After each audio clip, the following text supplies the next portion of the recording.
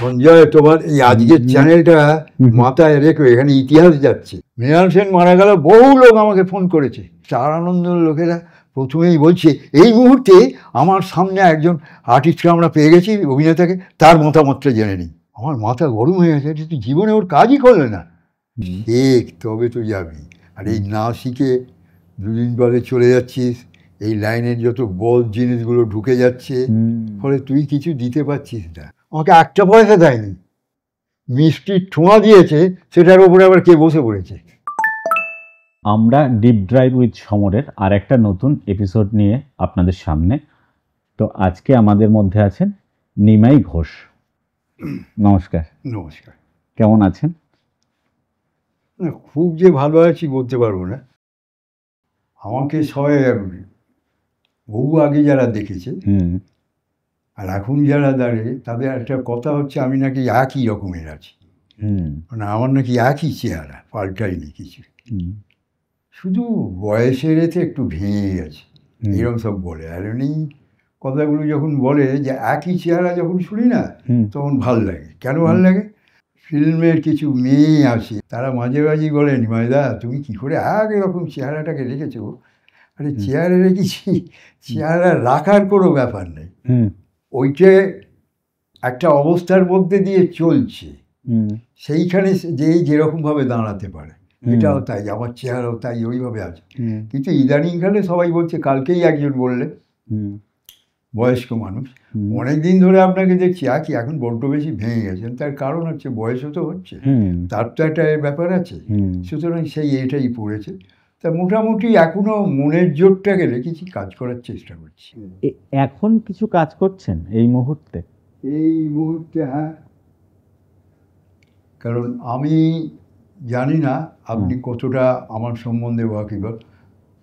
যদি বিগত দিন থেকে এখনো পর্যন্ত দেখেন, আমার ছবির জগতে আসার ব্যাপারটাই হয়েছিল ছবির যারা সেই ক্ষেত্রে ইনভেন্টার এবং নতুন কিছু দেয় সেই লোকের, মানে বলতে পারেন ছবির যে বাণিজ্যিক যে দিকটা আছে, যে ওই একটা কথা আমাদের এই ফিল্ম লাইনে চালু আছে না, মেন স্ট্রিমের ছবি, হ্যাঁ মেন স্ট্রিম, আর্ট হাউস ছবি, এই দুটো কথা আছে। হ্যাঁ, তাই মেন স্ট্রিমের ছবিটা ইদানিংকালে শুনি, সেটা কি নাকি খুব ব্যবসা বাণিজ্য হচ্ছে। তা কী ব্যবসা বাণিজ্য হচ্ছে আমি জানি না, কীরকম একটা কপাল ঠুকে কিছু কিছু যে লেগে যাচ্ছে, কিছু কিছু লাগছে না, এরকম একটা হয়। এমনি আমার ঠোঁটকাটা হিসেবে খুব বদনাম টোটাল ইন্ডাস্ট্রিতে, খুবই বদনাম। তো যাই হোক, যে সেদিনেরও যারা ছবির জগতে ইনভেন্টার ছিল, নতুন কাজ করতে ভাবছ, তাদের দ্বারাই আমি ইন্ট্রোডিউসড, তাদের কাজই করেছি। মানে এখনও নতুন যারা পথ খুঁজে বেড়াচ্ছে, তারাও কিন্তু আমায় খুঁজে বেড়াচ্ছে। এই রিসেন্ট যে ছবিটার কাজ করব, এর প্রিপারেশন চলছে, তা আমার সঙ্গে এরা যোগাযোগ করেছে প্রায় 7-8 মাস আগে। আচ্ছা, এরা 3টে রাউন্ড কাজ করে ফেলেছে। এইবার আবার হবে, আগামী 2 তারিখ থেকে আবার আমার সঙ্গে কাজ হবে। আচ্ছা, তো এরা সব নতুন ছেলে। এদের কান ফিল্ম ফেস্টিভ্যালে শর্ট ফিল্ম হিসেবে জায়গা পেয়েছিল, স্ট্যান্ড করতে পারেনি, কিন্তু সিলেকশন পেয়েছিল, এটা একটা বড় কথা, বড় ব্যাপার। তারাই আবার কাজ করছে, তারা আমাকে এই এতে ওদের নতুন, এবার ওটা ফিচার হচ্ছে, আমি সেখানে কাজ করছি। যে আমাকে ঠিক সেই লোকগুলোই বার করে, যেমন আমি যদি বলি তারপর থেকে যত বাপ্পাদিত্য মারা গেছে, বাপ্পাদিত্যর অনেক প্রায় বেশিরভাগ ছবি আমি করেছি, তো শেষের দিকেও আমার কোনো ছবি বাদই দেয়নি, করেইছি, করে গেছে। বাপ্পাদিত্য সেই দিক থেকে অতটা সাকসেসফুল নয়, কাঁটা চারটা খুব চলেছিল কমার্শিয়ালি, কিন্তু আমি ভাবতাম যে ওকে খুব কোথায় কেউ মনে রাখেনি। কিন্তু আমি খুব অবাক হয়ে যাই যখন ওই অল্প বয়সী ছেলেগুলো বলে, ওরে বাবা, বাপ্পাদিত্যর তো সব ছবিতেই আপনাকে দেখেছি। তাহলে বাপ্পাদিত্যর ছবি দেখার লোক এত আছে। তখন মনে হয়েছে যে ওই যতই মেন স্ট্রিম আর যাই বলুক না কেন, লোকে কিন্তু আসল সত্যটা খোঁজে, সেই খুঁজতে গিয়েই কিন্তু এরা ওই নামগুলো পেয়ে যায়, একদম ওই নামগুলো পেয়ে যায় এবং বলে। আমাকে একদিন বললে হঠাৎ, এই কিছুদিন আগে, আপনি তো কবির মানে ইন্দ্রনীল রায় ফড়িং করেছেন। আমি হ্যাঁ করেছি। তারপরে ও আর একটা ছবি করেছিল, সেটা হচ্ছে টিভির ছবি, ও ডিরেক্টর ছিল, আমি করেছিল মেন চরিত্র, সেটা হচ্ছে একটি বাঙালি ভূতের গল্প, হ্যাঁ হ্যাঁ আমি আমি দেখেছি। করেছি। হ্যাঁ তা এইরকমভাবে আমি আরও একটা ব্যাপার বুঝলুম, এই যে আমাদের জার্নালিস্ট অ্যাসোসিয়েশন, ওরা নিজেরা কোত্থেকে খবর পেয়ে আমার ওই বাড়িতে যেখানে ফোন করে গিয়েছিল, গিয়ে বলেছিল ওটা যে এই গৌতম সে এবং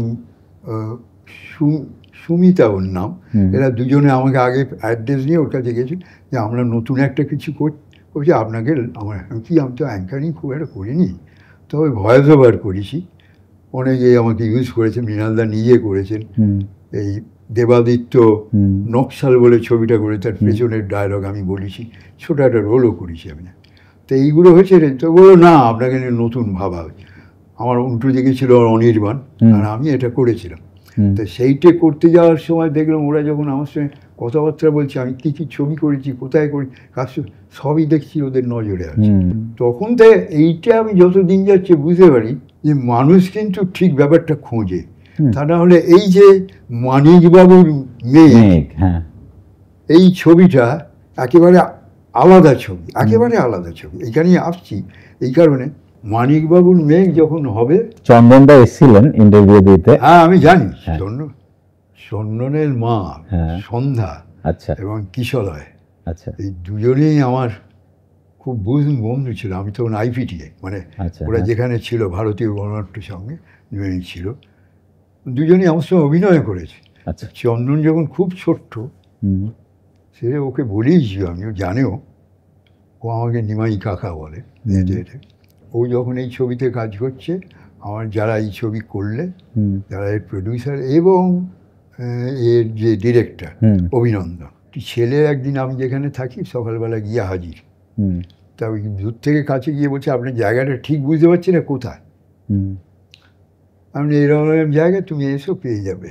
তো এলো, এসে ও একটা ওই অ্যান্ড্রয়েড নিয়ে বললো আপনি কতগুলো এক্সপ্রেশন করুন, আমাদের ডিরেক্টর চেয়েছে দেখবে। আমি কে তো আমাদের ডিরেক্টর? বললো আপনাকে এখন নামটা বলছি না, পরে এই প্রথম। তারপরেই দেখছি ও খানিকটা বাদেই আমাকে ফোন করছে যে আপনি এবার কথা বলুন আমাদের প্রোডাকশানের সঙ্গে, আমরা আপনাকে, আমার ডিরেক্টর আপনাকে এই করছি। তারপর সবটা জানতে পারলাম, এবং সবটা জানার পর যখন দেখলাম যে ওই ছবির প্রডিউসার যারা, মানে লিটল ল্যাম্প, তার যে মালিক বা যাদের ওই সংগঠন, সেও আমার পরিচিত। সে হচ্ছে ওই বহু আগে পাতাল ঘর বড়ি ছবি হয়েছিল, সেইটার সঙ্গে ও যুক্ত ছিল, এই তো করেছিল, ও ডিরেক্টর ছিল বোধহয়। হ্যাঁ, দাদু করে অভিজিৎ চৌধুরী ডিরেক্টর ছিল, ও ছিল, মানে সঙ্গে ওর অ্যাস্ট্রিক। যাই হোক, টুট হয়ে যাওয়ার পর এর কিছুদিন বাদে করোনার আক্রমণ। আমি বারবারই ওদের জিজ্ঞেস করি যে কোথায় ছবিটা দেখলো, হ্যাঁ প্রায় শেষ হয়েছে, দেখাবো এসব বলে টলে।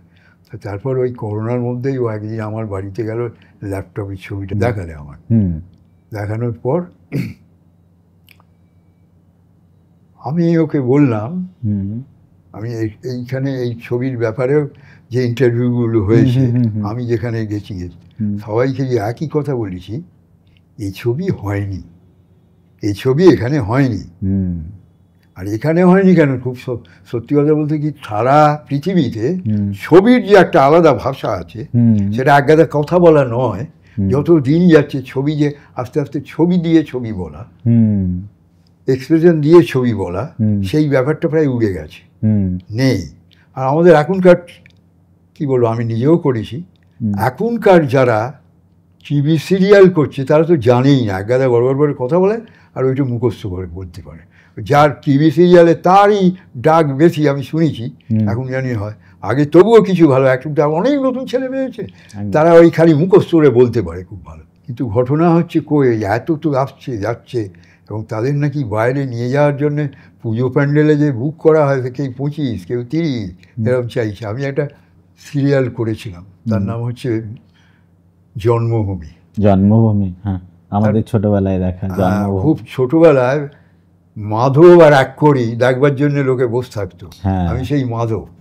তো এই মাধব এতে যারা দেখে গেছে, আমাকে পুজো প্যান্ডেলে আমাকেও বলেছে, কেউ তো বাবা অত টাকার কথা বলিনি।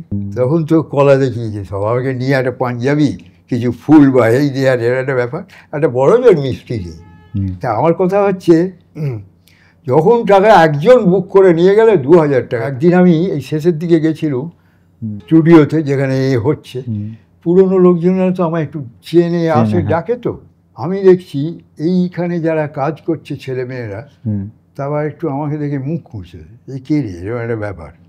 তো ওই পুরনো ছেলেমেয়েরা যখন বলে এই কে রে, মানে জানি রমুক, তো তাই নাকি, আবার কেউ তো একটা মেয়ে বলেই ফেললো, এই যে খুব ডিসগাস্টিং, হ্যাঁ, আমাকে দেখে।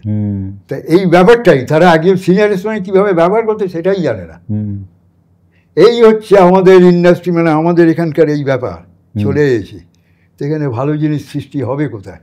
সেখানে যখন মানিকবাবুর মেঘ হয় এবং সেই ছবি প্রায় 2 থেকে 2.5 মাসের মতন চলে, এই যে নতুন ছেলেগুলো, এই যাদের কথা আমি বলছি, কাজ করছি, আরও কিছু তারা চেষ্টা করছে, তারা বললো আমরা কিন্তু খুব আশান্বিত। কেন? যে মানুষের দৃষ্টি কোথায় পাল্টাচ্ছে, এই ছবি দেখার একটা আকাঙ্ক্ষা তৈরি হচ্ছে মানুষের মধ্যে, হাঁ করে দেখছে দিন রাত। বোম্বের ছবি আর দেখালেই মারামারি, যে হিরো সে সবাইকে মেরে ফেলে, বিরাট শক্তিশালী লোক হলে সে একা উড়িয়ে দেয়, হ্যাঁ, আর যে হিরোইন সে প্রচণ্ডভাবে সেও মারামারি করতে পারে। এইসব ব্যাপারগুলো আছে। তো আগে কত দেখবি বল, মানে মানুষের অঙ্গভঙ্গি ব্যাপার, শরীর দেখানোর, আমি খুব খোলাখুলিই বলছি তোমাদের, হ্যাঁ, সেইটে কত মনে দেখতে চাই বলো তো। সেই দিক থেকে তুমি জানবে যে এইখানে কোথায় একটু হাওয়া লাগছে সব দিকে। সমাজের ক্ষেত্রেও দেখছি এই যে ব্যাপারগুলো সমাজে কতদিন ধরে হলো, তোমরা সবাই জানো। আমাদের ওয়েস্ট বেঙ্গলে যে প্রচণ্ড কাণ্ড হয়ে গেল, সবাই নেমে পড়লো মাঠ, সেখানেও কোথায় হাওয়া লাগছে বলে আমার মনে হচ্ছে। জানি না, আমার বয়স হয়েছে, কতদিন আছি কতদিন থাকবো জানি না, কিন্তু একটা ভালো সংকেত আমি পাচ্ছি। এইটা আমার কাছে লোভনীয়, এটা আমার কাছে আসার কথা। আগামী দিন হয়তো কিছু একটা হবে। আপনার শুরুটা কোথা থেকে, মানে শুরুটা বলছি,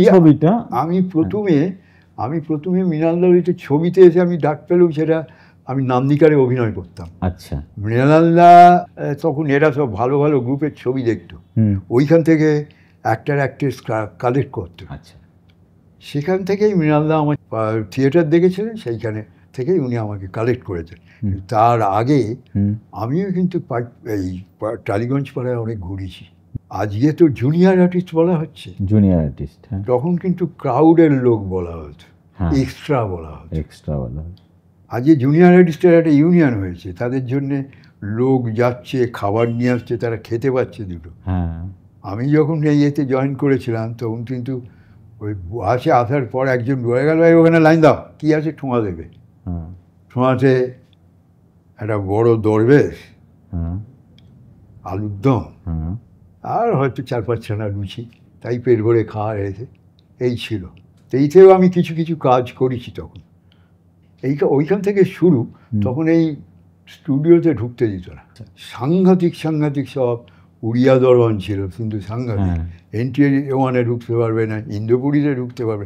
এখন যেমন দল করে ছেলেমেয়েরা যাচ্ছে, ছবি দিচ্ছে, হ্যানা ত্যানা, এই ব্যাপারটা ছিলই না। ও ডিরেক্টর সেইভাবে পছন্দ করবে, তারপরে ডাকবে। আচ্ছা, তা সেখানে আমি কিছু কিছু কাজও পেয়েছিলাম ডায়লগে। তো ওদিক থেকে আবার একটা চাপ এলো, বয়সটা তো খুব অল্প, বাবার কাছে খুব মারধর খেলুম, তুই আর্ধেক দিন নাকি স্কুল যাস না, ওখানে চলে যাস, এরকম একটা ব্যাপার হলো আর কি। তার চার ধরে দেখলাম লেখাপড়াটা কর, তারপর যা করবি করি, এরকম একটা ব্যাপার। তো যাই হোক, তখন কিছুদিন গ্যাপ পড়লো। তার এই গ্যাপের মধ্যে জানলাম যে নাটকটাকে আগে শিখতে হবে, জানতে হবে। আচ্ছা, তো এই নাটক শেখার মধ্যে দিয়ে পাড়ার থিয়েটার করা, তখন গ্রুপ থিয়েটার এত আসেনি, IPTA চলছে, তারপর গ্রুপ থিয়েটার আরম্ভ হলো। গ্রুপ থিয়েটারে করেছি কিছু কিছু গ্রুপে। তখনকার দিনে নাম করা সুরকার ছিল সলিল চৌধুরীর প্যারালাল, পরেশ ধর, ওনার ভাইটাই মিলে ওরা একটা দশরূপক বলে একটা দল করেছিল। সেখানে থিয়েটার করলাম, সেখানে রেগুলার ক্লাস হতো, বিদেশি বই টই নিয়ে পড়ানো। আমি বললাম, তাহলে এই একটা ব্যাপার আসছে। আচ্ছা, তারপরে একটা কম্পিটিশান আরম্ভ হয়েছিল, কি বলবো, সেই জায়গাটাতেই নেই, গিরিশ নাট্য প্রতিযোগিতা। সেটা আরম্ভ করেছিলেন রাসবিহারী সরকার, দক্ষিণের সরকার, যারা ওই এটা চালাতো, বিশ্বরূপাটা। আগে শ্রীরঙ্গম ছিল, বিশ্বরূপা ওরা আরম্ভ করেছিল। সেইখানে সব এই সব গ্রুপের নাটক দেখতে লাগলাম। তখন দেখে ভাবছি আমি যেভাবে থিয়েটার করি এটা তো তা নয়, এটা তো অন্য থিয়েটার, লেখাপড়া করা রেগুলারে। আর আমাদের থিয়েটারে প্রম্পট হতো, ওইখানে প্রম্পট হয় না, ওখানে আর সব মুখস্থ করে বলতে হয়। এই ব্যাপারগুলো ছিল। যাতে যাতে আমাকে টানলে, যার সত্যিকারের ক্ষুধা থাকে সে সেই পথটা খুঁজে বার করার চেষ্টা করে। তো একদমই তাই, আমি তাই করেছি। করতে করতে ওইখানে গেলাম, গিয়ে দেখতে দেখতে যখন অনেক পথ হয়ে যাওয়ার পর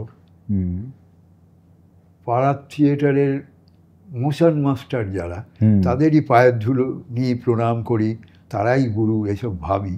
তারা যে দেখাতে পারতেন না, না কিছু নয়, তারা কতগুলো টেকনিক দেখাতেন, কিন্তু এই যে ক্যারেক্টারকে বোঝা, তার ভেতরে ঢোকা, আরও জানা, এই ব্যাপারগুলো তখন গ্রুপ থিয়েটারের লোকজনই বুঝতে, সবাই নয়, কিছু কিছু লোক। পর তো পর আমি এসে পড়লাম অজিতেশ ব্যানার্জির হাতে। এক বিরাট মানুষ, বিরাট লম্বা চওড়া চেহারাটা ছিল, তার ব্যাপারটাও ছিল বিরাট। তার স্নেহধন্য হলো, একটু অন্যভাবে দেখতে লাগলো, তবে ভীষণ কড়া লোক, কিছু না করতে হবে লাঠি ফাটি চালিয়ে দিতে। আচ্ছা, সে হয়েছে সেসব। ওই আমাদের নাটক করতে করতে যারা করতো, নাটকের দলের লোকেরই অন্য জিনিসগুলো করতে হতো, যেমন স্ক্রিন টানা, হ্যানা টানা, এটা তুমি নিশ্চয়ই জানো। হ্যাঁ, এই যে সেট নিয়ে যাওয়া, সেট নিয়ে যাওয়া, রিকুয়েশন, হ্যানা টানা, তা সেইগুলো যারা মধ্যে আমার ওই স্ক্রিন টানা দায়িত্ব ছিল। একদিন পারিনি, ফেল করে গেছে। ওইখান থেকে বেরিয়ে এসেই হাতে ছড়ি ছিল, মারতে আরম্ভ করলে। খুব হয়েছিল, দুঃখ হয়েছিল, লজ্জা হয়েছিল, যন্ত্রণা হয়েছিল। পরে মনে হলো যদি কিছু শিখে থাকি তাহলে ওই যন্ত্রণাটা জনের উপরে পেয়েছি, নাহলে নয়। সেটা উনি। তা এই পেলুম, এই পাওয়ার পর থেকে উনি, ওনার দলে তখন নাট্যকারের সন্ধানে ছটি চরিত্র একটা ছবি, এই নাটক চলছিল, লিউজি পিরান্দেলের লেখা।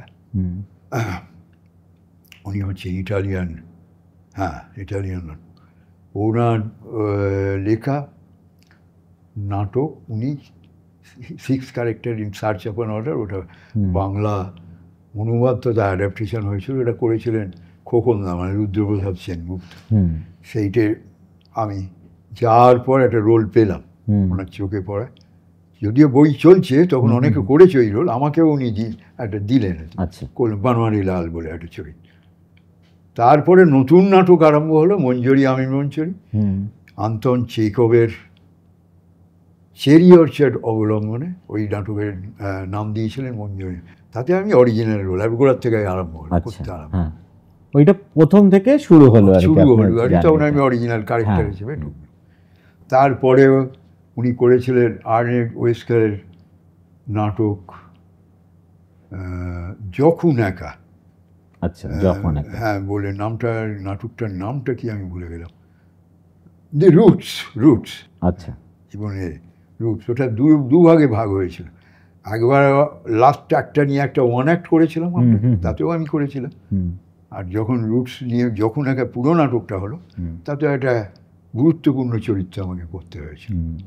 এই দুটো করেছিলাম, সেই দুটোই ওনার কাছে করার সময় যা শেখা, কীভাবে রিহার্সাল, কী ব্যাপার, নাটকটা আদৌ কোথায় ঢুকতে হবে, অভিনয় পদ্ধতি, সমস্ত ব্যাপারটাকে, এটা ক্যারেক্টারকে কী করে অ্যানালাইসিস করতে হবে, এই ব্যাপারটা সব। এবং একটা অদ্ভুত জিনিস তো তখনও ছিল, এখনও নাটকের দলে আছে, সেটা হচ্ছে সারা পৃথিবীর বিভিন্ন ভালো ভালো বই, ভালো ভালো মানুষের রেফারেন্স, ভালো ভালো মানুষের জীবন জানা। অর্থাৎ নাটকটার সঙ্গে সঙ্গে প্যারালালি একটা পড়াশোনার সেইটা খুব বেশি ছিল। কিন্তু এখন পড়াশোনা কি হচ্ছে আমি জানি না। একাডেমি, রবীন্দ্র একাডেমি আছে আমাদের, অনেক পরে ওটা তৈরি হলো। উদয় শঙ্কর, অবিন্দ চৌধুরী এরা সব গিয়ে ওটা আরম্ভ করলো। তখন খুব বাচ্চা গিয়ে দেখেছিলাম কীভাবে হয়েছিল। সেখান থেকে শুনছি নাকি ছেলেমেয়েরা বেরোচ্ছে। সত্যি কথা বলতে কি, এই টিভির দৌলতে, চ্যানেলের দৌলতে অনেক ছেলেমেয়ে কাজও করছে। তখন একটা ভাবছিল, আমাদের কিন্তু তা হয়নি। দলে গিয়ে কাজ সব করতে, পয়সা করি কিচ্ছু ব্যাপারই ছিল না। দলে আগে গিয়ে ঝাড় দিয়ে দেওয়া, জল ভরা, নাটক যেদিন হবে তার আগের দিন সেট বার করা, হ্যাঁ। লরি বা ভ্যানে করে সেটটা নিয়ে যাওয়া, হ্যাঁ। তারপরে শো করে মানে সেট লাগিয়ে তারপরে নিজের কস্টিউমটা পরে নাটকটা করে তারপরে আবার সেট ভেঙে দলের ঘরে পৌঁছে দিয়ে তারপরে হচ্ছে বাড়ি ফেরা। পরের দিন এসে ওই অনেক রাতে ফিরলে যেটা হয় একটু ছড়িয়ে ছিটিয়ে থাকলে পরের দিন রিহার্সালের আগে ওটা আবার সুন্দর করে গুছিয়ে তারপরে রিহার্সাল হতো। হ্যাঁ, তুমি তো জানো, সবটাই জানো। একদম ঠিক, এইটাই ছিল। তো এখন তো সেই ব্যাপারগুলো নেই, কেউ করতে দেখ কটা রিহার্সাল আমি যেতে পারবো না, কালকে আমার চ্যানেল আছে আমি যাবো, আমি ওখানে এই জায়গাটা কাজ করছি, ও এই ব্যাপার বলা। আরে ভাই শেখ তবে তো যাবি, আর এই না শিখে দুদিন পরে চলে যাচ্ছিস, এই লাইনের যত বল জিনিসগুলো ঢুকে যাচ্ছে, ফলে তুই কিছু দিতে পারছিস না।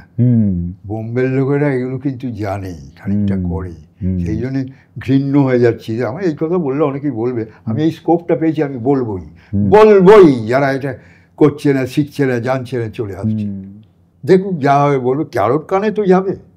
একদম। এটার থেকে যদি একজন মানুষ সেই রাস্তাটা নেয়, সেটা হচ্ছে কি একটা পড়াশুনো করা। এবং আমি একটা জিনিস দেখেছি, সেটা হচ্ছে কি মানে আমি কিছু মানুষের ইন্টারভিউ বা কিছু মানুষের কথা পড়তে গিয়ে বম্বের বেশিরভাগ আর্টিস্টদের সঙ্গে মানে অ্যাক্টিং আর্টিস্টদের সঙ্গে তো হচ্ছে তাদের সঙ্গে অ্যাক্টর বা অ্যাক্ট্রেসের সঙ্গে থিয়েটারে একটা ওতপ্রোত অনেক দিনের যোগাযোগ, এবং তারা থিয়েটার করে। হ্যাঁ, নাসিরুদ্দিন শাহ, নানা পাটেকর, উৎপলেন্দুর চোখ করলাম, চোখে একটা ভাইটাল ক্যারেক্টার ছিল। ওমপুরীর নেক্সট ম্যান আমি, তার ও যখন জেলে চলে গেল, ওর চোখের আমি এদিকে থেকে ওই ইউনিয়ন এদের সঙ্গে চালালে, জেলে গিয়ে ওর সঙ্গে দেখা করছি, এদিকে লিডার আমি, ওর নাম ছিল গণেশ।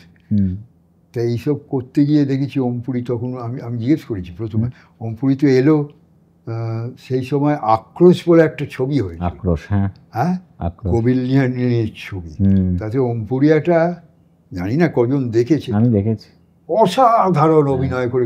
হ্যাঁ, এই যে ফিল্মের কথাটা বলছি, ওই ছবিতে ওর কিন্তু কোনো ডায়লগ ছিল না, একটা কুড়োল দিয়ে ওর বোনকে লাস্টে মারলে, কারণ জানে ও তো ইনিস হবে, কেউ গেল এইতে, কিন্তু সেখানে সারা ছবিতে ওর কোনো ডায়লগ নেই, চুপ, বোনকে মেরে ফেলে একটা চিৎকার আছে শুধু ছবিটাতে, একটা চিৎকার, আর কিচ্ছু নেই সারা, একদম। তো এই আমি চাইছি বলি, ওই অভিনয় কর, এটা তো ফিল্মের ব্যাপার, করুন দেখি। ঘটনাটা হচ্ছে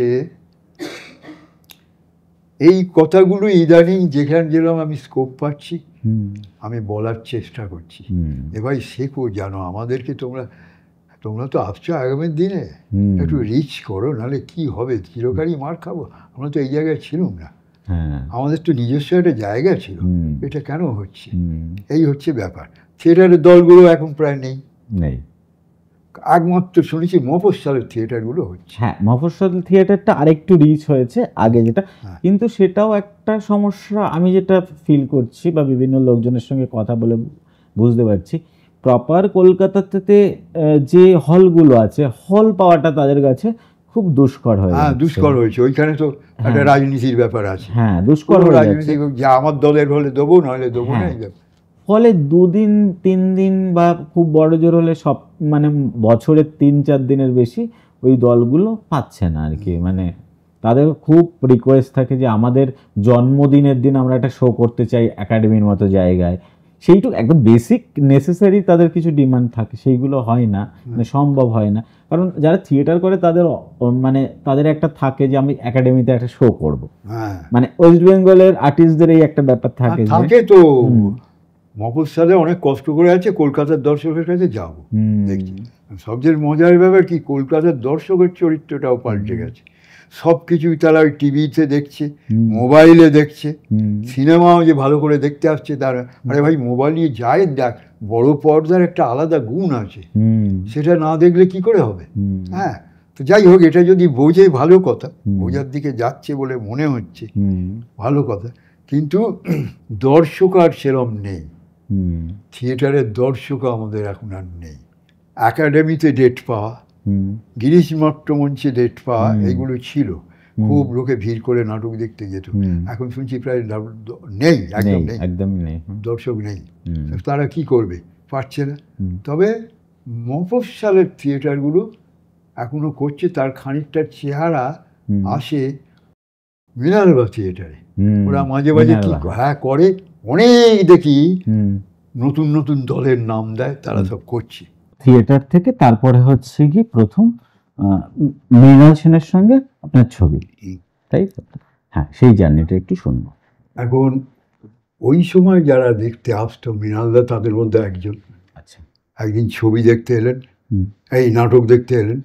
প্রথম নাটক ওনা একটা দল এসেছিলেন ভিড় করে, পরপর দুটো নাটক দেখলেন, নাট্যকারের সন্ধানে ছটি চরিত্র একদম, আর মঞ্জরি আমি মঞ্জরি। এই দুটোই তখন অল্টারনেট চলতো। মুক্তাঙ্গন তখন প্রত্যেক মঙ্গলবার আমাদের ডেট ছিল, এবং বিভিন্ন দলের ডেট ছিল, ভালো ভালো দল তারা করতো সেই সময়। এবং সেখানে একটা দর্শক তৈরি হয়েছিল, তারা টিকিট কেটে বক্স অফিস ছাড়াও কিন্তু নাটক দেখতো। আচ্ছা, সেখান থেকেই বাইরের কল টলগুলো পাওয়াটা এগুলো যেত। তো ওইখানে একটা সপ্তাহে মৃণালদার স্ত্রী, তাপস সেনের স্ত্রী, শ্রমিক বন্দ্যোপাধ্যায়, বিখ্যাত নাট্য সমালোচক। তাপস সেন হচ্ছে গিয়ে আমরা থিয়েটারের লাইটের, ওনাকে অন্ধকারের প্রহরী বলা হয়, সেই তাপস সেন আর কি। তাপস সেন এরা সবাই দেখতে এলেন নাটক। বোধহয় সৌম্য মিত্র সেই দলটাতে ছিল, পর এলো। আচ্ছা, এটা দেখে কেউ আগে নাট্যকারে দেখেছে, কেউ পরে মঞ্জরি দেখেছে, আবার কেউ গোড়ায় মঞ্জরি দেখে, এইরকম হয়েছে দুটোই। হঠাৎ দেখছি একদিন সৌম্য মিত্রের তো প্রচণ্ডভাবে রাজবাড়ি লয়, প্রচণ্ড এক ধরনের ব্যক্তিত্ব নিয়ে চলতেন। তিনি নাটক দেখে আড্ডায় বসে গেলেন আমাদের সঙ্গে। আচ্ছা, তো আমার মনে হচ্ছে উনি লাল চা খেতেন। অজিতদার চা করিয়ে এনে ভাঁড় নিয়ে পড়ে আছেন, উনি একের পর এক দিচ্ছেন আর খাচ্ছেন। আচ্ছা, অনেকটা খেয়েছিলেন। আর খেতে খেতে এতে মধুবংশী বলি সেইটা আবৃত্তি করে, ওটা ওনার রেকর্ডও আছে।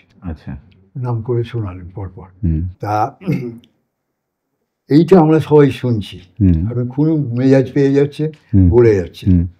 তখন একটা অন্য ধরনের, যে এই লোকগুলোকে একেবারে কাছ থেকে আমাদের সঙ্গে মিলেমিশে একাকার হয়ে করছে, তার মানে কি ওনার ভাল লেগেছে টোটাল ব্যাপারটা।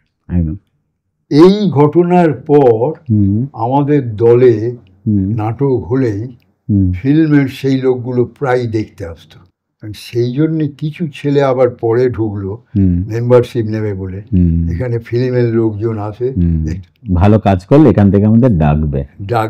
অ্যাট দ্য সেম টাইম তারপরে যখন অজিতদা তাদের বললো আমরা প্রথমেই কিন্তু অভিনয় করাবো না, এইসব করতে হবে, পেছনের কাজটা যেগুলো, হ্যাঁ আমরা করবো, সব কিছু করতে হবে। অনেকেই আস্তে আস্তে সোজা বাংলা কথা ফুটে গেল। হ্যাঁ, তা এই হচ্ছে কথা, ধৈর্য রাখাটা তো। হ্যাঁ, এইখান থেকে দর্শক একটু অন্য চেঞ্জ হয়ে গেল। সবাই বলছে নাটক কিন্তু দেখতে হবে, এবং আমরা বহুদিন হাউসফুল পেয়েছি, বহুদিন ওখানে এতে দুটো নাট্যকারের সঙ্গে তো প্রায়ই হাউসফুল যেত। এই ব্যাপারগুলো হলো, অনেক লোক উদ্বুদ্ধ দলও কিছু কিছু হচ্ছে। এই দল হওয়াটা, কিছু কিছু দল যে হওয়া, এটা এই কাল হলো, ভালো কিছু হলো না, একবারে কাল হলো বলে আমার মনে হয়েছে। সেটা আমি পরে আসছি, কেন বলছি। সবাই বলে এই যে আমাদের মধ্যে একটা ব্যক্তিত্ব পাওয়ার একটা উন্মাদনা আছে না, যে আমার চারপাশে 5টা লোক ঘুরুক, আমি নেতা যাব, সঙ্গে সঙ্গে দলের ছেলে মেয়েরা যাচ্ছে, এই ব্যাপারটা তো আছে। সবাই ওই করতে দল করলো, এই সঙ্গে সঙ্গে দল ভাঙাভাঙি হল। ও কতটাই জানে, উনি এগুলো করেন কেন? দলে তো সবাই সমান, এটা এই নিয়ে দল ভাঙা। তারই একটা কারণ, এই নান্দিকার ভেঙে দল তৈরি হয়, থিয়েটার ওয়ার্কশপ তৈরি হয়। আমি ওপেনলি বলছি, থিয়েটার ওয়ার্কশপের ফাউন্ডার মেম্বার আমি। তো এই হওয়ার পর সেটা দল ভাঙতে আরম্ভ করলো। দেখি সব জায়গায় ছোট ছোট দল হচ্ছে। সেই সময় অনেকে লিখেছিল এই দল ভাঙাভাঙি নিয়ে। তাকে বেশিরভাগ লোকেরই কথা যে দলের যিনি নেতা তিনি তার সমস্তটাই তার হাতে নিতে চান। না, আমি ঠিক উল্টোই বলছি, গোড়ায় কিন্তু তা নয়। অন্তত যদি অজিতদাকে দিয়ে বলা যায়, অজিতেশ ব্যানার্জিকে দিয়ে যদি এক্সাম্পল দেওয়া যায়, অজিতদা এমন একটা জিনিস করেছিলেন, এবার আমি ওপেনলি বলছি, এই কথাটা রেকর্ড হয়ে থাকবে, লোক শুনবে, সেই জন্যই বলছি আমি এমনি আর্টিকেলে এতে যারা বলেছে লিখেছি, হয়ে গেছে, কিন্তু এটা যাবে মানুষের মধ্যে। সেইখানে হচ্ছে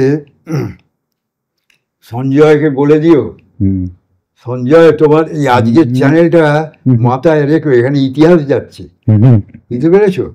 যাই হোক, যেটা কথা হচ্ছে, পরে দেখা গেল তাদেরই ভেতরে ইচ্ছে কিছু এখানে বেরিয়ে যাওয়ার ব্যাপারে। তা আমি কিছু বলিনি, আমি আমি যেমন 13 জনের সঙ্গে আমিও বেরিয়ে গেছি, কিন্তু আচ্ছা, তো বেরিয়ে যায় তখন একটা মাথায় উন্মত। হ্যাঁ, তখন কিন্তু আমাদের এখানে বাংলার রাজনৈতিক আবহাওয়াটা বড় সাংঘাতিক, লাইট লেফট এটা চলছে, বুঝেছো? মানে কমিউনিস্ট পার্টির মধ্যে দুটো ভাগ হয়ে গেছে, চীনপন্থী এবং সোভিয়েত দুটো এই হচ্ছে। আমার দলেও সেসব ছিল, হয়েছে। এইসব হয়ে যাওয়ার পরে তার এফেক্ট তো বাইরেও রয়েছে, একদম হওয়া যাওয়ার পরে ও অমুক ও তমুক, এই সংশোধনবাদী, ওর খুব লেফট, পশ্চিমে এটা বলো, হয়ে টয়ে যাওয়ার পর যখন আমি তখন ওই বেশি এর দৌড়েই রয়েছি, ব্যবহারিক জীবনে মার খাওয়া লোক, অর্থনৈতিকভাবে মার খাওয়া লোক। কারণ ওটা তো ঠিকই বলেছে না, শিল্পী শুধু শিল্প করলেই হবে না, তার নিজস্ব একটা দায়িত্ব আছে, একদম সামাজিক একটা দায়িত্ব, এইসব মাথায় ঢুকে গেছে। আচ্ছা, ঢুকে আমি বেরিয়েছি। এমনকি নান্দিকারের ওই দলে অভিনয় আমি করছি, যে কজন প্রথম শ্রেণীর অভিনেতা আছে তার দলে আমি পড়ে গেছি, লোকে আমাকে নিয়ে চিন্তা করছে ওই দলে নিমাই ঘোষ কাজ করে। তো সেই হিসেবে আমার মাথাতে আর ওটা নেই। আমি ভাবছি যে না, আমি আমাকে এই যে মানুষ খেতে পাচ্ছে, এইটা একটা কিছু করতে হবে, এইখানে আমি ঢুকবো, যাব। গিয়ে পার্টির প্রায় দৈনন্দিন কাজের সঙ্গে আমি যুক্ত হয়ে গেছি, বুঝতে পেরেছ? এবং সেখানে কোথায় মিটিং হচ্ছে, কোথায় শ্রমিকরা কী করছে, কোথায় কৃষকরা কী করছে, এইসব আমি শুনতে যাচ্ছি, আমার এইসব মাথা থেকে চলে গেছে। তারপরে বুদ্ধদেব ভট্টাচার্য, ও কিন্তু রাজনীতি করলেও ওখানটা কালচারাল লোক ছিল, বুঝতে এই ব্যাপার। তার আগে নান্দিগারে আমার পারফরমেন্স দেখেছি, দেখে ও আমায় বললে, ন্যায়বাবু আপনাকে যাই বলি না কেন, আপনার দৈনন্দিন রিহার্সাল যে নেটে এই ব্যাপারগুলো আছে না, এখনো তো মনের এক ধরনের এই করে করছেন এগুলো, কিন্তু এটা আপনার ভালো লাগছে না, ওটা করতে হবে আপনাকে। ঠিক জায়গাটাই ধরেছিল একদম, এটা আমি পরে বুঝতে পারলাম। এবং তখন বলে দেখুন, আর সেই সময় আবার যুক্তফ্রন, তখন তো লেফট ফ্রন্ট হয়েছে, তখন যুক্তফ্রন্ট ছিল, ভেঙে গেল। ও একটা বাড়িতে অ্যাবসকর্ন হয়ে রয়েছে, আমায় ডেকে পাঠালে পার্টির লোকজন দিয়ে। আমি গেলাম সেখানে, সোয়াবাজারে বুটপটি বলে একটা জায়গা আছে, জানো কিনা জানি না, ওই ওপরে এসেছিল। আমার একদিন ছোট্ট চিটকুট দিয়ে পাঠিয়ে এসে বললো ওখানে আছে, আপনি দেখা করবেন। আমি বললাম কী ব্যাপার, আমার এরকম ডাকলো কেন? গেলাম, যাতে ও বলছে যে আমি সব ব্যবস্থা করেছি, আমার একটু কথা হয়ে গেছে, ও আপনাকে চিনেওছে, তার আগে তো ওই নান্দিগারে দেখেছে, আপনি যাবেন, ও গেলে ওর সঙ্গে যোগাযোগটা করবেন। কোথায়? কিশলয় সেন, এ তখন ভারতীয় গণনাট্য সংঘের আইপিটি এর কলকাতা ডিস্ট্রিক্টের সেক্রেটারি। আচ্ছা, ওর সঙ্গে ও কথা বলেছে যে আমাদের একজন এ আছে, তাকে নিয়ে। এই কিশলয় সেন হচ্ছে চন্দন সেনের বাবা।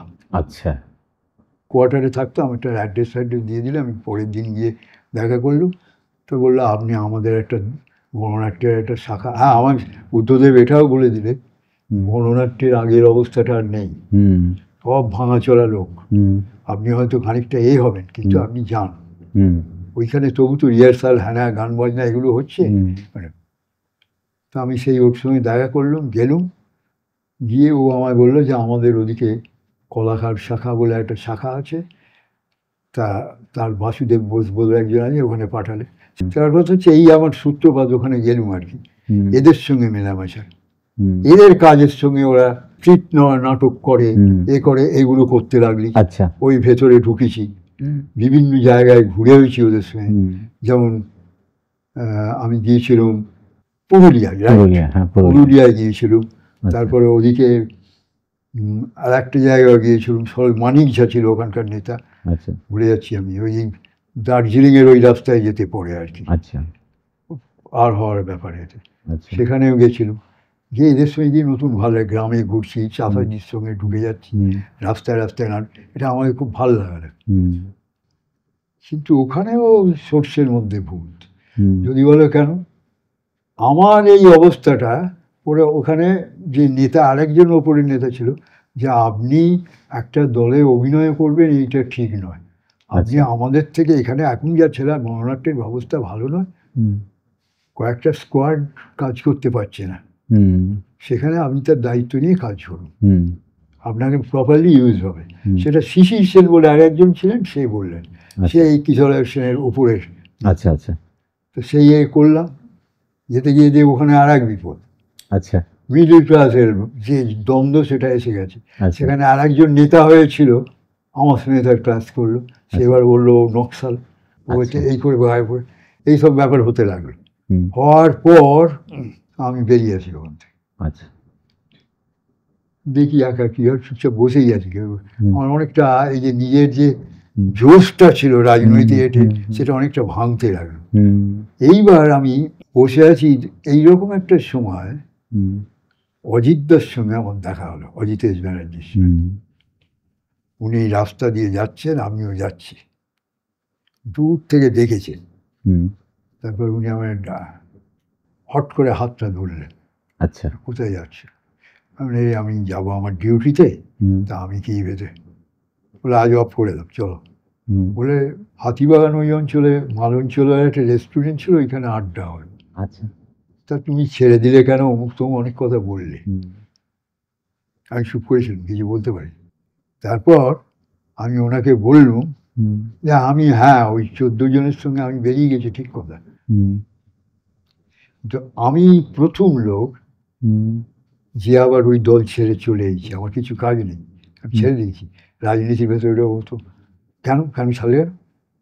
আর আমার কাছে মনে হয়েছে, বলে তুমি জানলে আমি কমিউনিস্ট পার্টির হোল টাইমার ছিলাম এক সময়, তো আমার থেকে ওখানে জানলাম না, আমি তো অতটা জানি না, আমার তখন একটা উন্মাদনার কাজ করাচ্ছে। এই বললো, খানিকটা কথাবার্তা হলো। সেটা উনি আবার পরে যখন দল ভাঙাভাঙি নিয়ে একটা আলোচনা বেরোলো আনন্দ লোকে, সেটা আমার নাম উল্লেখ করে বলেছিল যে ওরা যদি এই বলে তাহলে নিমাই ঘোষ ছেড়ে দিয়ে চলে গেছে কেন ওদের। সে শুনে আবার আমার এক বন্ধুর খুব রাগ হলো, আপনি তো অন্য জায়গায় বলেছেন, যারা ওই দলে। তো বাজারে রুটেই গেলে কোনো জায়গায় টিকতে পারে না। আচ্ছা, আমার এইতে তা আমি আদতে কিন্তু তা না, আমার ভালো লাগছে না, আমি যাচ্ছি না। তারপরে আরো যে ব্যাপারগুলো হচ্ছে আর কি, অজিতদা এবার বাইরে বেরিয়ে পাপ পুণ্য করছেন। আচ্ছা, নান্দিমুখে আমি অনেক অফ করে যাচ্ছি, কারণ ঠিক জায়গাটায় যাবো বলে, যেটা বলতে চাইছি। পাপ পুণ্য খুব নাম করেছে, পাপ পুণ্যর নামে হাউসফুল হচ্ছে। একটা ঘটনা আমার মনে আছে, তখন স্টার থিয়েটার বন্ধ হয়ে গেছে, রেগুলার শোটো হয় না, এমনি হয়। অজিতদা ওই ডেট নিয়েছিলেন, কারণ ওকে তো ডবল শো করা যাবে তো, দুটোই হাউসফুল গেছে। আচ্ছা, রঞ্জিত মল কাঙ্কারিয়া তখনও ছাড়েনি। তিনি একদিন দেখতে এলেন, দেখে বললে এদের কোনো দল নেই, আজ্ঞাতে ঝি টি এইসব আছে ক্যারেক্টারে, একটাও দেখতে পারেনি, এদের কী করে এরকম শুনেছি পরে, এরকম বিক্রি হয় কী করে। তা এই অবস্থাটা যখন চলছে, আমি একদিন অজিতদার বাড়িতে এমনি গেছিলাম। এমনি বলাটা ভুল হচ্ছে, আমি তখন একটা ছোট দল নিজে করে করি। আচ্ছা, উনি তাতে আমায় বলেছিল, আমি আপনি আপনার একটা লেখা দেবেন আমার সুবিনিয়ে, বলছে আমি দেবো। তা একদিন আমি অফ হয়ে গেলাম, কিছুই নেই, কি করে আমি সকালবেলা অজিতদার বাড়িতে যাই, বেলেঘাটা হসপিটালের যে সামনে, ওইখানে উনি থাকতেন, লাস্ট যে বাড়িতে মারা গেছেন উনি। তা আমি লেখাটা আনতে গিয়ে সকালে গেছি, আমাকে ছাড়লে সন্ধেবেলা। তা উনি তার আগে দেখছিলেন উনি কাজ টাজ করবেন, মানে সকালে উঠে ব্রেকফাস্ট করে কিছু কাজে বসেন। নিত্য নৈমিত্তিক কিছু না বলে রুটিন ছিল, লেখা টেখা বাইরে। উনি তক্তার ওপরে ওই ডেস্ক ব্যবহার করতো, ওই আগেকার দিনে ছিল না, খাতা কলম দিয়ে পুরোনো ডেকে রেখেছেন, ওই সেটাকে ঠেলে দিয়ে বললো আজ সব বন্ধ, তোমার সঙ্গে কথা। এই খেয়েছে, সারাক্ষণ কথা হলো। তারপর উনি সেদিন খেতে গেলেন, তখন বললো তুমি খাও। সেদিন ভাত রাঁধেনি, খিচুড়ি খাচ্ছে, আমাকেও খেতে দিলেন। পরে একদিন এসে তোমাকে মাছের ঝোল ভাত খাওয়াবো এইসব বললে, খুব খুশি দেখলাম। তবে তারপরে বললে সামনে এই যে বেলেঘাটার যে লেকটা আছে, এইটা আমি তখন অনেক শরীরে ওনার একটু প্রেশারের ব্যাপার ছিল, মানুষ খুব হাঁটতে বলেছেন। আমি হাঁটি ঘন্টাখানেক করে, তুমি চলো আমার সঙ্গে। চলে ওই তলাই হচ্ছে ওনার রিহার্সাল রুম। বলে আমাদের রিহার্সাল রুমটা তোমাকে দেখাবো, এখনও কেউ আসেনি, 6টায় আসবে, তারপরে তুমি চলে যাবে। আমি ঠিক আছে। তারপরে ওইখানে উনি চা খাওয়ালেন ওই লেকেতে দোকান থেকে। আর উনি তখন হাটে বাজারে করেছেন, এবারে দারুণ নাম, ওই লম্বা চওড়া চেহারা, সবাই দেখে। তার সঙ্গে এই লেকটা কি দেখছি, যাই হোক দেখছে। এরপর উনি ওখান থেকে বলে তুমি তো অনেকক্ষণ আগে খেয়েছো, তুমি একটা চা খাও। কী খাবে? লাল চা, আর বিস্কুটটা হাতে ধরে আছে, তুমি ওটা খেয়ে না, আমি দিচ্ছি। আপনি দিন না, না না খাও। হয়ে চলে এলাম। এসে আমাকে সেদিন একটা আলোচনা আগে হয়েছিল, বলে তুমি আমার দলে যোগ করো। উনি যখন পাপ পূর্ণ করছে, আমি ঘুম চুপ করে আছি। তা বললো যে কী হলো, পছন্দ হচ্ছে না? আমি না না তা না, ঘাড় না লেগে না। আমি ঘাড় নাড়ছি এই কারণে, আপনি ইদানিংকালে লিখছেন প্রায় সব কাগজে, অনেক জায়গায় যেখানেই আপনার স্কোপ, যে আমরা থিয়েটারের লোকেরা যে গ্রুপ থিয়েটার যে করছি না, ওটা বাজে। থিয়েটারের লোককে থিয়েটার থেকে রোজগার করে খেটে খেতে হবে, সেই দিকে যেতে হবে। তো গ্রুপ থিয়েটার তো আমি করেইছি একদিন, আমি নিজেও একটা ছোটো গ্রুপ করে এখন রয়েছি, কারণ অভ্যেসটা রাখার ব্যাপারে। আবার আপনার সঙ্গে গ্রুপ থিয়েটার তো করে গেছি আমি, আবার গ্রুপ থিয়েটারই বা সেই দল ভেঙে আমি সেখানেও চলে গেছি। আবার গ্রুপ থিয়েটার আমি করতে যাবো কেন? আপনি যে প্রফেশনাল থিয়েটার করবেন বলেছিলেন, ওটা বলবেন, আমি সব বস্তু ছেড়ে ছুড়ে দিয়ে আসবো। আমাকে দিয়ে এখানে কোন তাকিয়ে রইলেন, না না না না এখন কিছু ছিল না, ওইটাই করবো আপনার সঙ্গে, নতুন আরম্ভ হবে, ওইটা হবে, এটা করবো না। ঠিক আছে, এখন কিছু হলো সে আমি বলবো। চলে এলেন উনি এতে। তারপরে আমি দলে এসেছি, তখন দেখছি খুলে গেছে, সব ছেলেরা এসে গেছে ওনার দলে, ওই নন্দীমুখের। তা অযোধ্যা এলেন, এসে আসতে অযোধ্যা এসে ওরা সব উঠে দাঁড়ালো, বলে একে চেনো কি একে? তো ছেলেরা অনেকেই বললো হ্যাঁ চিনি তো ওনাকে। বলে এর নামে তোমরা সব নিজেদের নামগুলো বললে তারা, নতুন ছেলেরা হয়ে গেল। তাহলে আমি চলি ভাই। আর রাধারমন ছিল তখন ওখানে অযোধ্যার সঙ্গে, তো জানে না রাধারমন বরাবর। রাধারমনকে বললে যে তুমি ওকে বাসে তুলে দিয়েছো। হ্যাঁ আচ্ছা ঠিক আছে। চলছি, আমি বাইরে এসে জুতো পরছি, রাধারমনকে বলছে এই শোনো রাধু, ব্যাটাকে ভালো করে পটাও তো, ও যেন আমার কাছে আবার চলে আসে। আমার না, বাবা আমার জন্য এনো বলছিল। আমি চলে গেলাম, চলে আসছি। রাধারমন বললো চ ওই গাড়ি, ও কুটো ওর ভিড় হয়ে যাবে। আমি উঠছি, হ্যাঁ শোন অযোধ্যা, তুই বাইরে বেরিয়ে গেলি, একটা কী বলেছে তুই শুনে যা। আমি শুনেছি। হ্যাঁ আমি শুনেছি, ঠিক আছে তবে শুনেছি, সেই অযোধ্যা কী বলছে শুনেছি, চলে গেল মেয়ে। তা অযোধ্যা যেদিন মারা গেলেন, বিরাট লাশ পড়ে আছে নিমতলার এতে, সেদিন আমার মুখের দিকে তাকিয়ে আমি খালি ওইটাই ভাবছিলাম। আর একসঙ্গে কাজ করা হয়নি। এই গুরু যে আমাকে তার এই হিসেবে টানতে চেয়েছিল, আমার লাক্কা আমি পারিনি, হয়নি যাওয়া। কিন্তু আমার তো একটা পাওয়া, সেই বলছি। যাই হোক, আমি আমার ইন্টারভিউ যখন বর্তমান নিয়েছিল, সেটা বিষয়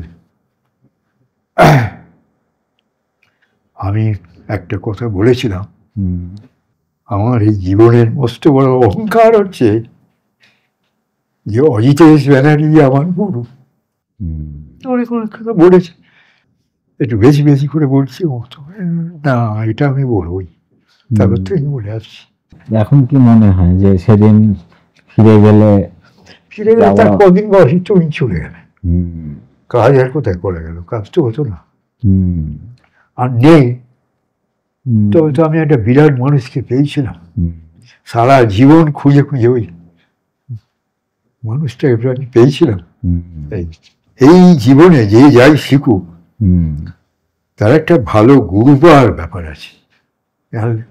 আর আজকের যা জগৎ হয়েছে, গুরু মানে অন্য ব্যাপার, তোমার ঘাড়ে চেপে বসে, এইটা তুমি হয়নি। এই আর কি। মৃণালদার সঙ্গে কাজ করলেন, মৃণাল সেন, তারপরে হচ্ছে সন্দীপ রায় সঙ্গে, আর করেছি ওদের সঙ্গে কাজ, ওরাও আমাকে যেরকম বলেছে নিয়েছে। আমি আমার একটা বড় গুণ আছে, আমি কেউ না ডাকলে আমি যাই না কারোর কাছে, এখনো পর্যন্ত সেটা মেনটেন করছি। তার মধ্যে দিয়ে এই নতুন ছেলেগুলো কোথা থেকে আমায় বার করে করে আমার বাড়ি যায়, আমার ওই ঘরে যায়, সেটা আমি মনে করি সেটা তারই আশীর্বাদ আর কি। এখনো পর্যন্ত আপনার কতগুলো ছবি করলেন? এ বলা খুব মুশকিল ব্যাপার, তাও একটা তবু 100 হবে, 150। হ্যাঁ, ছবি এটে মিলিয়ে সব মিলিয়ে আর কি মোটামুটি টিভির কাজ 100 হবে। আমি এক এক সময় অনেকটা দূর পর্যন্ত মেলাতে গেছি, তারপরে পারি না, আর মনে হচ্ছে, তারপর মনে না ওটা তো করেছিলাম, সেটা এইভাবে সেই যাবে। আমার এখানে একটা জিনিস শুধু জানার আছে, সেটা হচ্ছে যে আপনারা তো প্রচুর কাজ করে গেছেন, তো তখনকার সময় এই টাকা মানে ফিনান্সিয়াল জিনিসটা, টাকাটা কতটা পেয়েছেন? টাকা সেইভাবে কিছু পাইনি, যেমন মানে আজ তো সবাই জানে বলছি, যখন জন্মভূমি হচ্ছে নাম করা সিরিয়াল, সন্ধেবেলা লোকে দুবার করে দেখতো, একবার 6:30 আর পরের দিন কি আছে সেটাও দেখতো।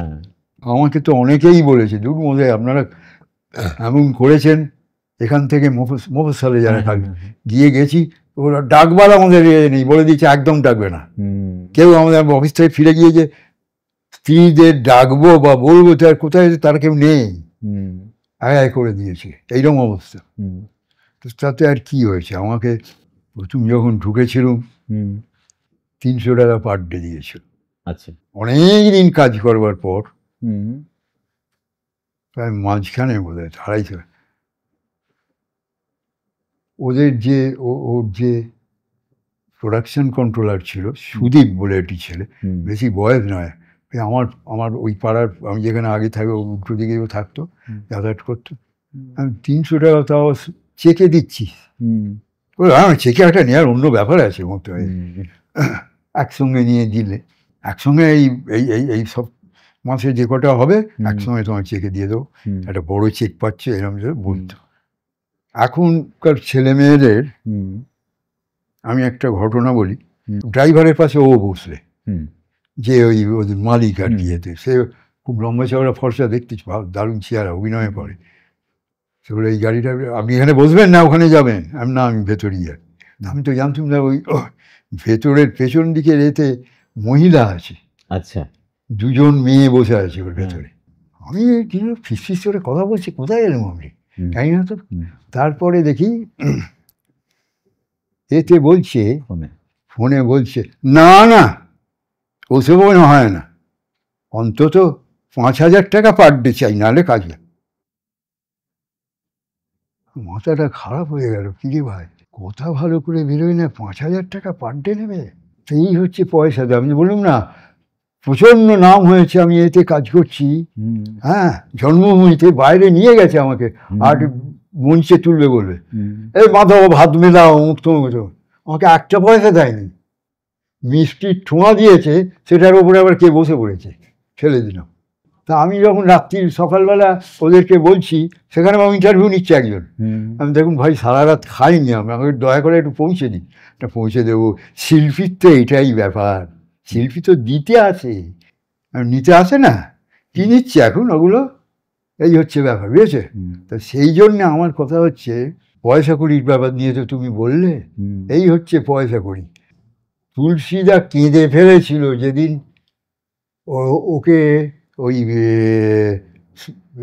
সত্যজিৎ রায়ের পরশপাথরে টাকা দিয়েছে, বলে এত টাকা কেউ আমায় দেয়নি। হ্যাঁ, উনি একটা জিনিস ভাবছিল যে আপনি যে এত টাকা আমাকে দিচ্ছেন এরপরে আমাকে কেউ কাজে নেবে না, এইভাবে এর দাম বেড়ে গেছে, এ আর আমাকে কাজে ভাবা নেবে যায় না কেউ। এই তো অবস্থা, ওরা সয়ে গেছে। আমরা আজকে তাই একটা ছেলে 3টে সিরিয়ালে আছে, ওখানে অর্ধেক যাবো, এখানে অর্ধেক যাবো, যা শুধু নয়, সে এত টাকা পাচ্ছে, সঙ্গে সঙ্গে একটা ফ্ল্যাট, ছোট গাড়ি থেকে বড় গাড়ি। এখন আমি যেখানে থাকি LIG কোয়ার্টার, ও যেখানে গাড়ি পাঠিয়ে এতে, ও পাশের ঘরে একজন বললো যে ওখানে টিভিতে আপনার মৃণাল সেনকে দেখাচ্ছেন, কেউ এই তো মারা গেছে এইমাত্র এসেছে। আমি দৌড়ে গিয়ে ভেতরে গেলাম, গিয়ে টিভির লোকেরা, স্টার আনন্দর লোকেরা প্রথমেই বলছে এই মুহূর্তে আমার সামনে একজন আর্টিস্টকে আমরা পেয়ে গেছি, অভিনেতাকে, তার মতামতটা জেনে নিই। আমার মাথা গরম হয়ে গেছে, তুই জীবনে ওর কাজই করলে না, জীবনে ওর কাজই কর। অমনি সঙ্গে সঙ্গে বলতে লাগলো, হ্যাঁ এনাকে দেখেছি, এই রে আমি আবার নাক ফাঁক করে ফেলবো, কপি করে ফেললাম, কি লেগে যাবে আমার উপর। এই ঘটনা হচ্ছে যে করে ফেললাম, এটা কি তুই বললে কি করে, তুই একটা ছবি থেকে বলে দিলে, ওর তো পাবলিসিটি হবে, লোক ফিট করে আছে তো ওখানে। পরান্দা গেলেই মানিব্যাগ বার করে কিছু আনতে দেয়, তো আছি। তা সুতরাং এই তো চলছে। আমি একটু খুব করে বলে ফেলছি।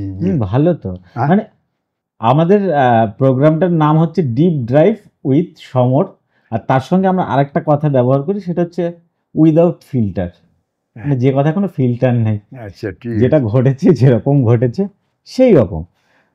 তো কিছু লোকের ভালো লাগবে, কিছু লোকের ভালো লাগবে না, যে দুজনের ভালো লাগবে তারা দেখবেন, যাদের ভালো লাগবেন না তারা আমাদের থেকে দূরে থাকবেন। আপনি যেটা ফিল করেন, আপনি যেটা ভাবেন, সেটাই আপনি বলবেন। আর খুব একটা বানিয়ে তো বলতে পারি না, বলাটাও বোধহয় ঠিক নয় আর কি। এখন যে এই যে কাজটা হচ্ছে, মানে অফ ক্যামেরায় যেটা আমাদের কথা হচ্ছিল, সেটা হচ্ছে যে একটা সময় বাংলা ফিল্ম ইন্ডাস্ট্রি একটা স্বর্ণ যুগের মধ্য দিয়ে যাচ্ছে। এখন আপনি কন্টেন্ট বলুন, অ্যাক্টিং স্কিল বলুন, মানে শেখার আমাদের যে ক্ষমতা, সেটা দিন দিন দিন দিন দিন আমাদের মধ্যে কমে যাচ্ছে। তো সেইটা কিভাবে, মানে আমরা কি এই মানে এই পাকে চক্রে পড়ে থাকবো, না এখান থেকে আমরা বেরোতে পারবো? না, আমার কাছে মনে হয়েছে এই যে ছেলেগুলো, নতুন ছেলে যারা কাজ করছে, ছেলে নতুন ছোট ছেলে, এই যে মানিকবাবুর মেঘ একটা অবস্থা তৈরি করেছে। যদি বলো কেন, অনেক নতুন দর্শক, হাউসফুল যায়নি, এতদিন চলেছে, ছবি দেখেছে, ইদানিং ছবির দর্শকও খুব একটা বেশি নেই। সেইখানে রোজের কিছু কিছু, মানে নন্দনের মতন জায়গায় 850 হয়েছে, 400 হয়েছে, 500 হয়েছে, আর ছোট হলটা যতদিন ছিল ওটা তো টানা হাউসফুল গেছে, যার ধরুন ওরা দিতে বাধ্য হয়েছে বড় হলটা, এবং 6:30টার টাইম দিয়েছে। প্রথমে কোথায় 2:30টা ছিল, 2:30টা পরে হয়েছে, আগে 6:30 হয়েছে। আচ্ছা, সেই সময় কিছু ভালো লোক দেখেছে।